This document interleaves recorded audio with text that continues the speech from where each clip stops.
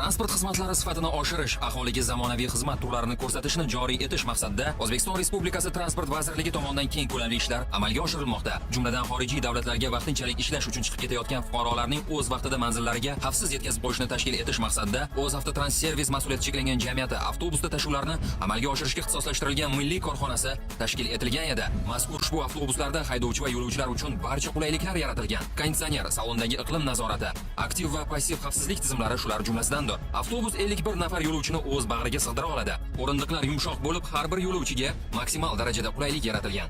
Agar zarurat bo'lsa, o'rindiqlarni old va orqa tomonga siljitish hamda yon tomonga ham sozlash mumkin. Har bir yo'lovchi o'rindiq ustida havo deflektori va individual yoritish lampalari ham bor. Shuningdek, yo'lovchilarning qo'l yuklarini joylashtirish uchun salonning yuqori qismida maxsus joylar ajratilgan. Uzoq safar davomida yo'lovchilarning zerikmasligini ta'minlash maqsadida avtobus saloni yuqori klassdagi media tizim va ikkita monitor bilan jihozlangan.